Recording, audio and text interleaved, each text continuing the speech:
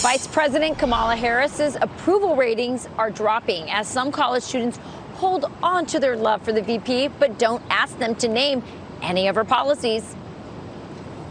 I want to get your thoughts on our Vice President Kamala Harris. What do you think of her? Is she doing a good job in office? Yeah, I think so. I really do agree with a lot of the policies she's been putting out. It's amazing to have a woman vice president. I think she's doing great. What policies specifically do you agree with?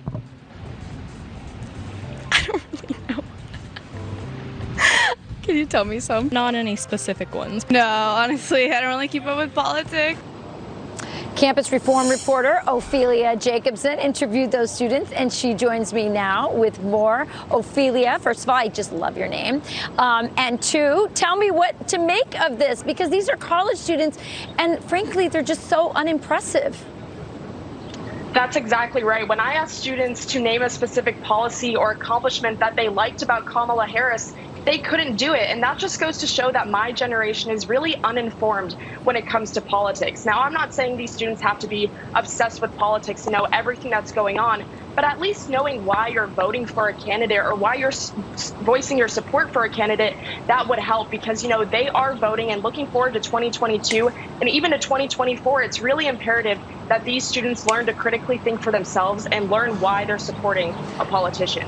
Absolutely. Well, you also asked the students about Harris's handling of the border. Take a look. How do you think she's handling the border? I have no clue on that. Not well. I think that we need complete reform at the border, and that's not happening from her, which is surprising. From what I have heard, the conditions there at the border are not the best. She needs to control the border, yeah. I say let them cross the border, but that's just me. So, Ophelie, they seem to know that at least she's not doing her job as the person in charge of the border. That was a little bit reassuring.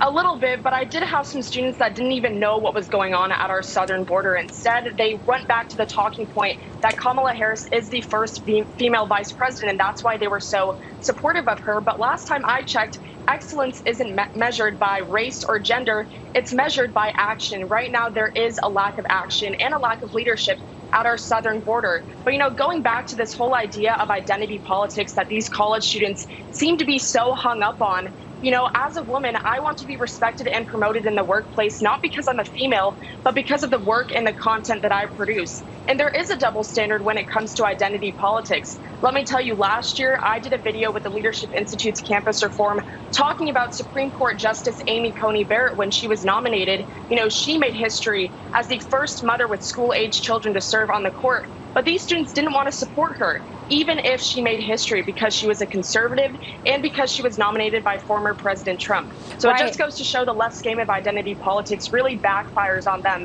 when it's the other side of the spectrum. It's so true. Amy Coney Barrett's own sorority sort of disavowed themselves from her. And as you said, we don't see the same kind of support, whether it's for Kayleigh McEnany or Kellyanne Conway. But when you ask them why Kamala Harris's approval numbers are low, here's what they said. 48% of Americans say they disapprove of the job that Kamala Harris is doing in office, and that's the lowest rating of a vice president since the 1970s. What's your reaction to this? It's interesting that the first kind of woman and person of color is getting the low ratings. I mean, again, she's a woman and of color, so it's probably a little bit of a skew. I'm not super surprised about that, knowing the racism and, misogyny in this country.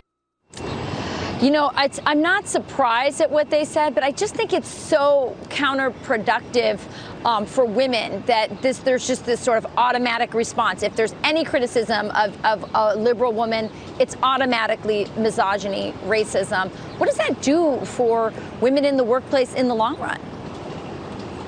It's degrading for women. I mean, just the fact that these students were blaming her low approval ratings on the fact that she was a woman and a person of color just shows how divided we are in this country. And it's based on the type of education that these students are getting in the classroom. They're being indoctrinated into thinking that everything is based on racism and bigotry, when in reality, it's not. So students, again, they really need to start critically thinking for themselves, because the stakes are too high in this country for students to go into the voting booth uninformed like they show in this video. Well, not just the voting booth. They're all going into, the boardrooms and into office. And these are our future leaders. And this is what we have to look forward to. Little depressing, but we're glad that you're here, Ophelia. You might be the hope for us in the future. So thanks for joining us this morning. Thank you. Great reporting. All right.